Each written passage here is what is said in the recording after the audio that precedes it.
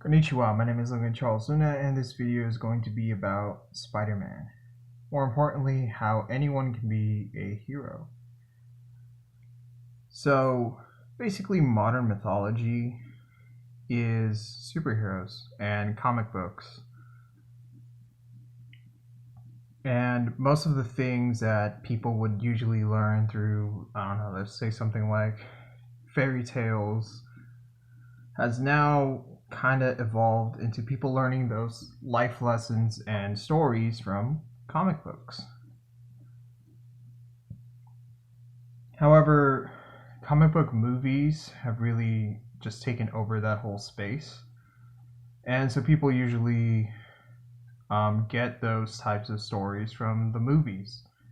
They don't really read the comic books because they don't see any point to it. And that's kind of what the difference between someone who I don't know, would be a more loyal follower of these stories and characters than somebody who's just kind of like a casual follower or fan of these stories. So my favorite superhero is Spider-Man. And the reason Spider-Man is my favorite superhero is actually a really long story that I'm just going to sum down to a very important kind of just moment in my childhood where for the most of my early life I spent it just alone. And when I was 2 years old and just about to turn 3 in 1997, I was living in a small apartment outside of Chinatown in California with my dad. And one day he went to a video store. And in this video store, they had a Tokotetsu or Tokotatsu version of Spider-Man, which was the 1997 Japanese Spider-Man.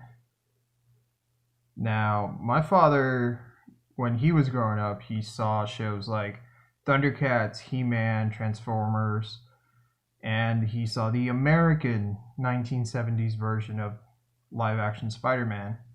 Having thought that this is just the Chinese version with Chinese subtitles and the English dub, he bought this tape. And while I watched this tape, one, I quickly learned that there was no Chinese in this tape. It was all Japanese. And there were no subtitles. So I had no idea what was going on. But also, I was like 2.5.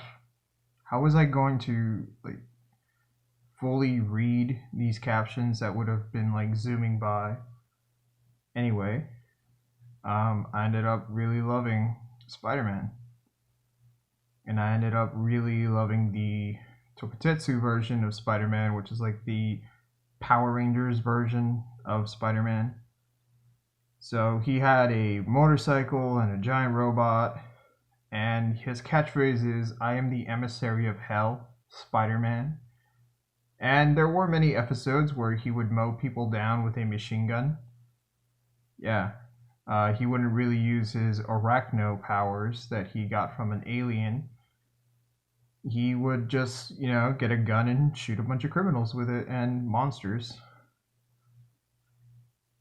And to me, that made sense because, if you have a gun, why not just use the gun? So Spider-Man shooting down alien monsters with a machine gun was very the norm for me.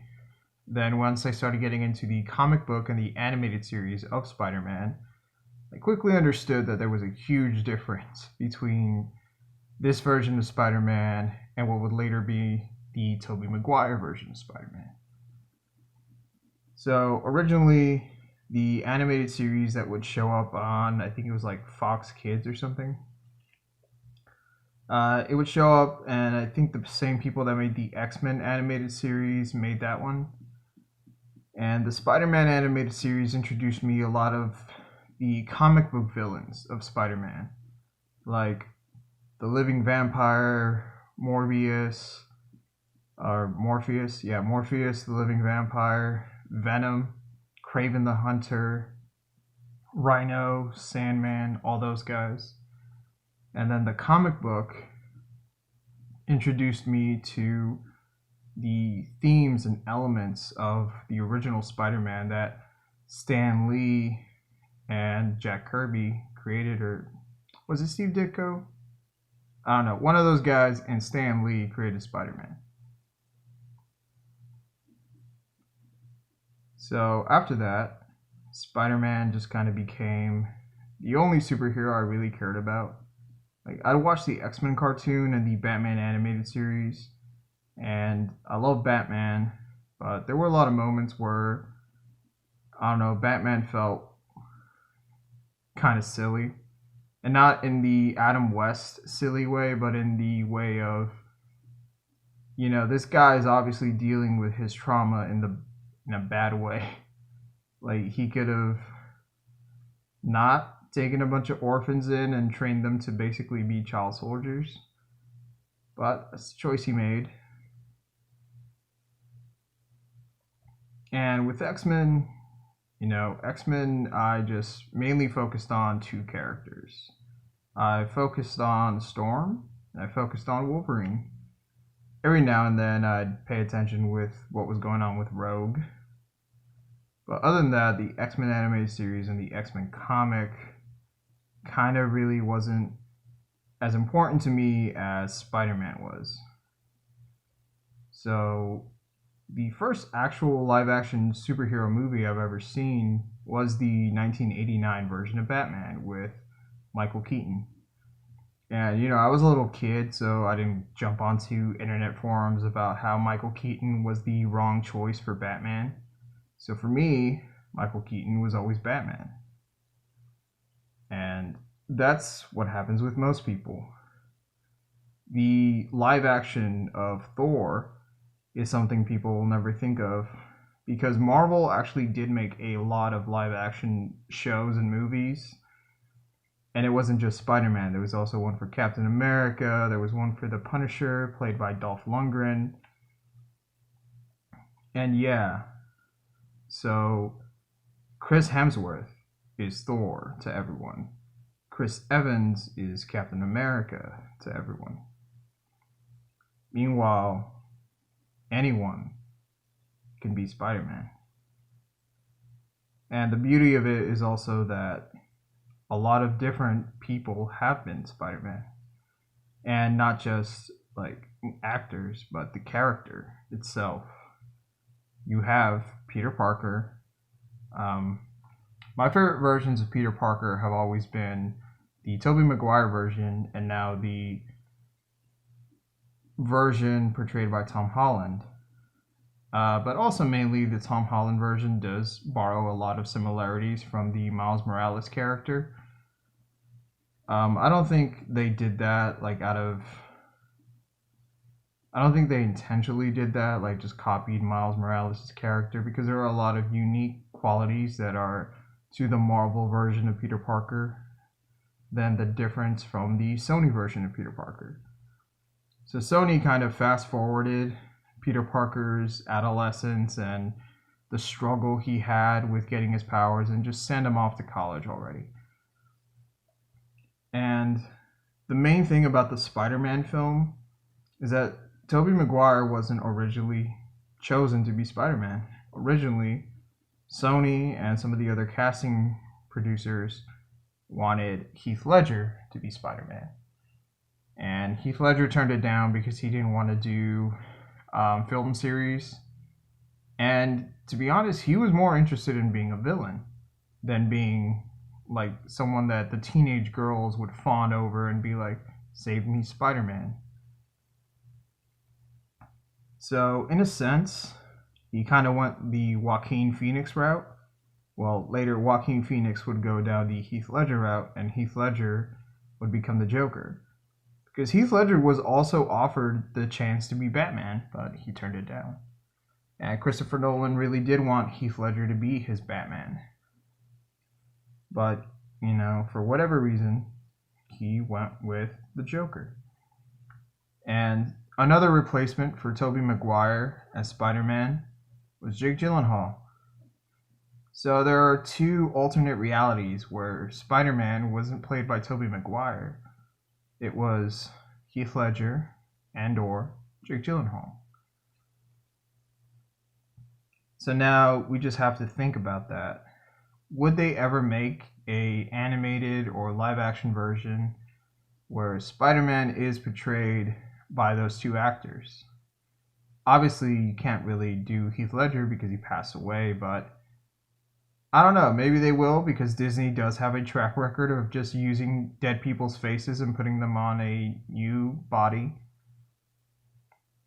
So they might.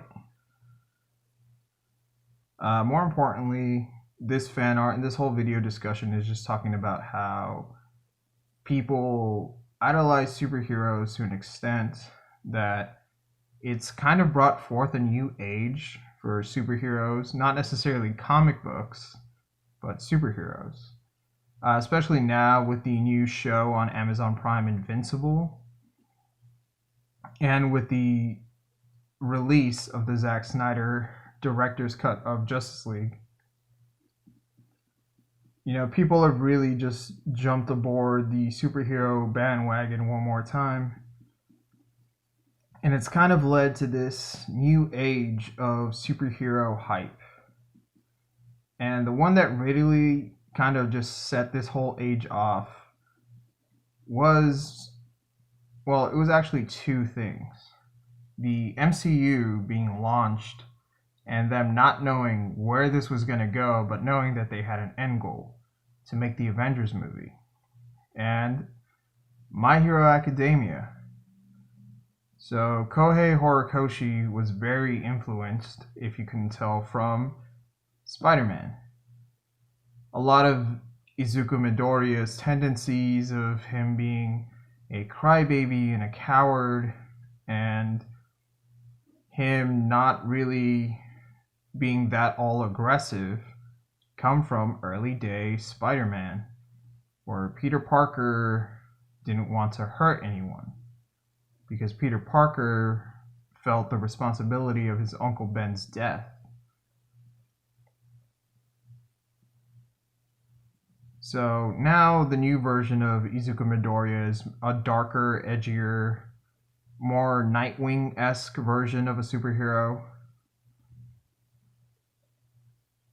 And really, My Hero Academia kind of brought a full just charge back into the superhero mythology. And mainly, it brought a charge back to comic books. There aren't really any books nowadays that grab people's attention the same way manga would. And manga has kind of taken over the spot of traditional superhero comic books because manga is not limited to just only superheroes. A lot of these superheroes have their own different stories and unique perspectives brought on by creators or sometimes just corporate mandates where they need to have a new version of this character because people got tired of the old version. Definitely that's something that's happened with Peter Parker, as people kind of tired out of seeing Peter Parker's storyline play over and over again. So Peter Parker turned into Miles Morales.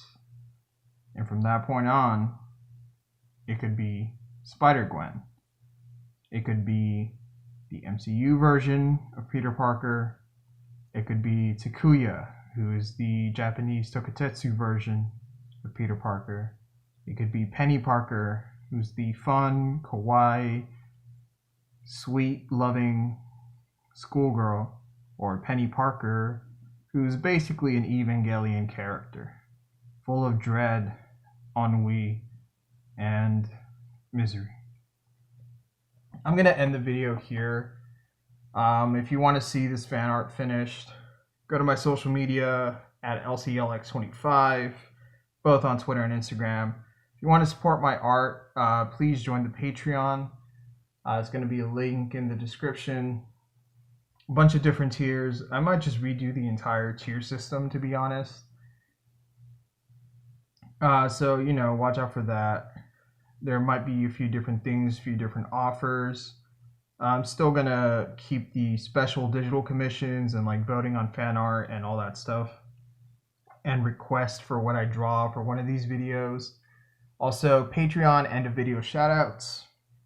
Still don't have any Patreon, so no shoutouts.